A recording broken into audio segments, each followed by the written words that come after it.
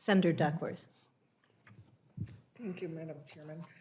Ms. Terry, I appreciate the National Safety Council's support of my bill, the School Bus Safety Act. Your support is consistent with your testimony that based on NHTSA data, seatbelts save lives and reduce serious injuries by half. Seatbelts save lives should not be a controversial statement.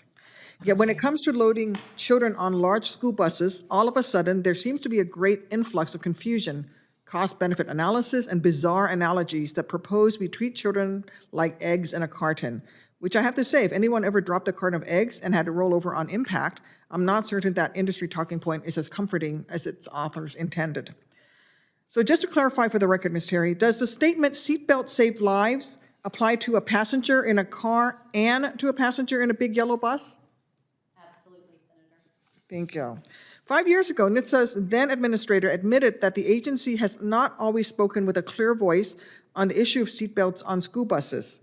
Ms. Terry, do you believe that former Administrator Roskind's critique of his agency was accurate? And if yes, could you assess whether NHTSA has made progress on this front over the past 5 years? NHTSA was moving in the right direction under Administrator Rosekind to really highlight the need for belts on buses. I think since Administrator Rosekind has left, that discussion has stopped. There is the cost-benefit analysis that NHTSA will point to as why they do not want to require seatbelts on buses. But luckily, we've got some cities and states that are moving forward irregardless of that and purchasing buses with seatbelts because they do know that at the end of the day, the safest way for a person to ride in any vehicle is belted. Thank you. NHTSA Administrator Rosekind also stated back in 2015 that NHTSA's policy is that every child on every school bus should have a 3-point seatbelt. This may be one of the rare instances where NHTSA proactively took the lead on safety and even outpaced the National Transportation Safety Board's recommendations. Of course, we all know a first half lead can evaporate before the final whistle blows. And today, all the regular players seem back in their comfortable positions, with NTSB now pushing for safety upgrades that my bill would require, industry pushing back and focusing 100% of energy on why it cannot be done, and NHTSA once again fading into the background, a seemingly bystander in this very important debate. NHTSA could change that by supporting my bill and once again speaking with a clear voice on this issue. I'd like to also address this issue of racial profiling in traffic stops. Our nation is in the middle of a long overdue conversation on police reform.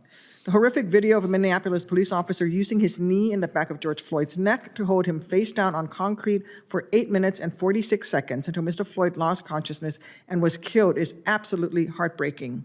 Of course, we know it was not an isolated incident of police brutality and excessive use of force. In 2016, another Black American by the name of Philando Castillo was fatally shot during a traffic stop. Does anyone on this panel know how many times police have stopped Mr. Castillo while driving before the fatal 2016 encounter? No one want to take a guess? Well, based on court records, the answer is 46 times. 46 incidents of Mr. Castillo driving and then being stopped by law enforcement. Finally, of these 46 traffic stops, does anyone want to guess how many stops were for violations that a police officer could observe from outside the car, such as speeding or a broken muffler? The answer is 6. Only 6 out of the 46 stops were for visible violations like speeding.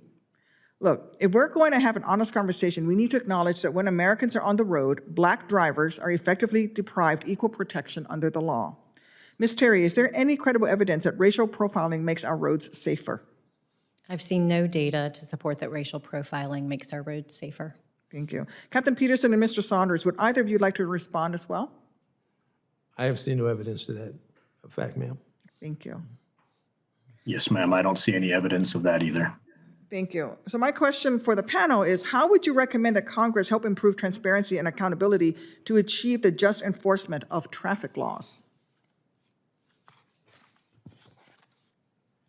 You can submit that for the record later.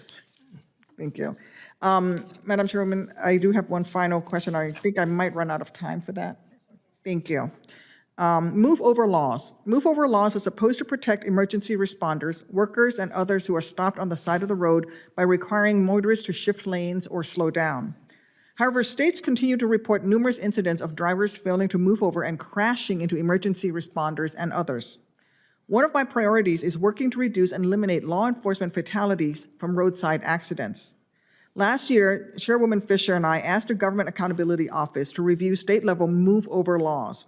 Additionally, Senator Durbin and I introduced Protecting Roadside First Responders Act to promote the development and use of safety technologies that reduce accident risk for those who need to stop along busy highways. Captain Peterson, according to the National Law Enforcement Officers Memorial Fund, 122 law enforcement officers have been killed in traffic-related deaths along U.S. roadways over the past 10 years. In Illinois, we faced such a tragedy in 2019 when 2 officers were sadly killed after being struck by vehicles that failed to move over as they conducted routine traffic stops. Captain Peterson, do you think more can be done to help increase awareness and compliance with move-over laws, including actions at the federal level to help prevent these tragedies? You're on mute, Captain Peterson. There you go. Yes, ma'am. Thank you. I believe that the education and awareness, while it may seem relatively simple, does have some positive results. And while we've not had similar law enforcement deaths in Lincoln, we certainly have for maintenance and construction workers, and is equally as devastating. And while we've had local efforts at education and awareness, I believe that at a state and a federal level, that will have a positive influence. Thank you. Would any of the other witnesses want to add anything on how you think we might be able to reduce the number of first responders killed in roadside accidents? Yeah, Senator Duckworth, thank you for your leadership, and Chair Fisher also on this issue. I think technology is also one of those things that can really help, and looking at things like technology that can alert drivers that they're coming up to an emergency scene. What we found, unfortunately, at the National Safety Council is that oftentimes when people approach an emergency situation on the side of the road, they pull out their camera instead of paying more attention to what's actually happening and avoiding it, and want to film it and then load it up online. So there's a lot more that we can do, and I think in-vehicle technology can help us go a long way in that regard. Thank you. Senator, I would agree with that also. But I think also we have to do what we can do to minimize the time that our officers and our first responders are on the side of the road. And through electronic citations and those type of things, it can really cut the amount of time, especially for police officers, to be on the road to write a citation. And the other issues of clearing traffic and emergency scenes in a more efficient manner, and also doing the training in those areas to understand how we can do that the quickest to get them off of the roadsides. Thank you. I yield back, Madam Chair.